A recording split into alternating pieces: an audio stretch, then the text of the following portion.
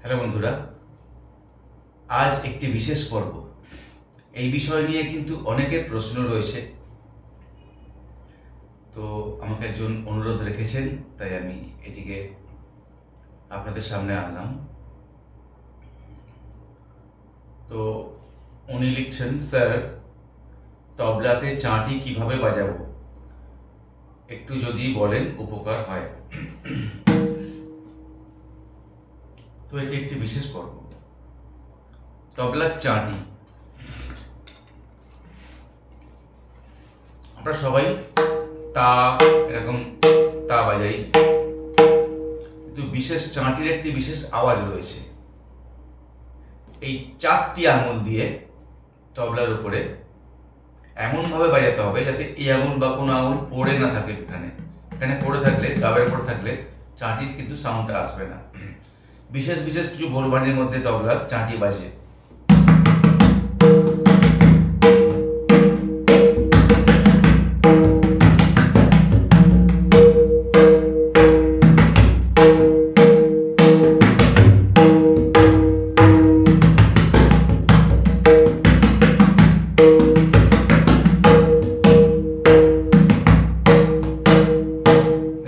সমানভাবে পড়ছে, 4টি আঙুল এইরকম সাইড ভাবে পড়বে।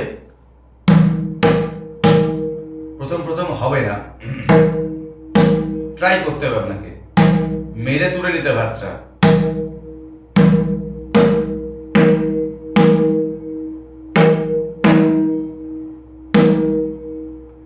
সুন্দর আওয়াজ আসবে, একটাই আওয়াজ আসবে, কিন্তু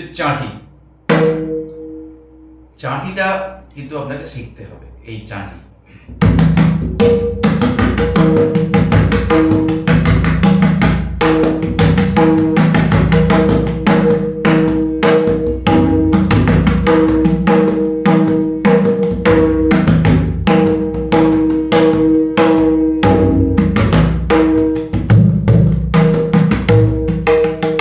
দেখুন দুটোর মধ্যে কত পার্থক্য।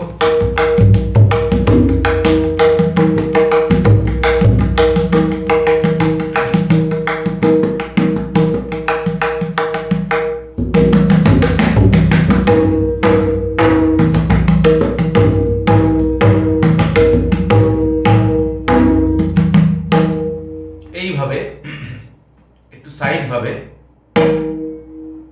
মেরে তুলে নিতে হবে। সাউন্ডটা এরকম, এই যে আঘাত করে হাত তুলে নিতে হবে।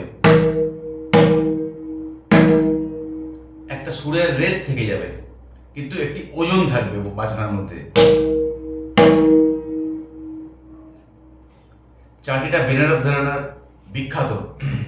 ওদের ম্যাক্সিমাম বোলের মধ্যে, বেশিরভাগ বোলের ক্ষেত্রেই চাঁটি থাকে।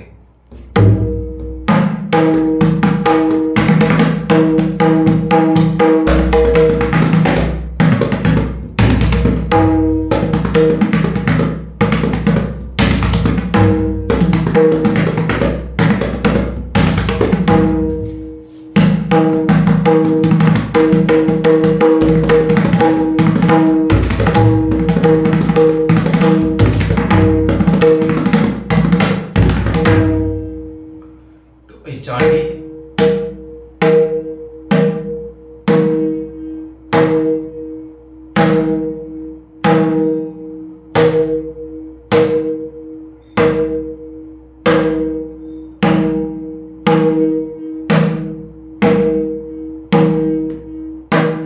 চেষ্টা করতে হবে। থুন নয়, কিন্তু একটু সাইড হয়ে গেলে থুন পড়বে, কিন্তু এই থুন হয়ে যাচ্ছে। থুন নয়, চাঁটি। তায়ের থেকে একটু জোরে সাউন্ড, যেমন তা বাজছে, কিন্তু সবগুলো আঙুল দিয়ে বাজছে। এটা তবলা টিউন করবার সময় কিন্তু এই চাঁটিটার বিশেষ প্রয়োগ আছে। তবলাটা ঠিকমতো টিউন হচ্ছে কিনা, তখন চাঁটি দিলে পরিষ্কার সুরটা কিন্তু আপনি কানে পাবেন। এবং সুরের মধ্যে, সুর যদি কাঁপে, ট্রেমলিং আসে, সুরের মধ্যে যদি কোনো একটি ওয়েভ থাকে, তাহলে বুঝতে পারবেন তবলা টিউন কিন্তু ভালো হয়নি। দেখুন একই সুরে বাজছে, তাহলে টিউনটা একদম পারফেক্ট আছে। তো যাই হোক, আশা করি আপনাদের বোঝাতে পেরেছি চাটির বিষয়টি কি। এই 4টি আঙুল এমনভাবে বাজাতে হবে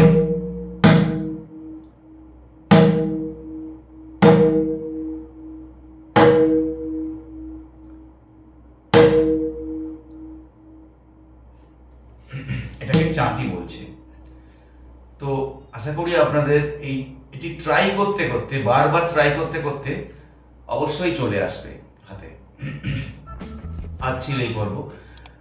বন্ধুরা, এখনো যদি আমাদের পরিবারের সদস্য না হয়ে থাকেন, চ্যানেলটি সাবস্ক্রাইব করুন এবং সাথে থাকা বেল আইকনটি অবশ্যই প্রেস করবেন, তাহলে প্রতিদিনের টিউটোরিয়াল ইউটিউব থেকেই আপনার কাছে পৌঁছে দেওয়া হবে। আজ আসি, আগামীকাল আবার দেখা হবে। বাই।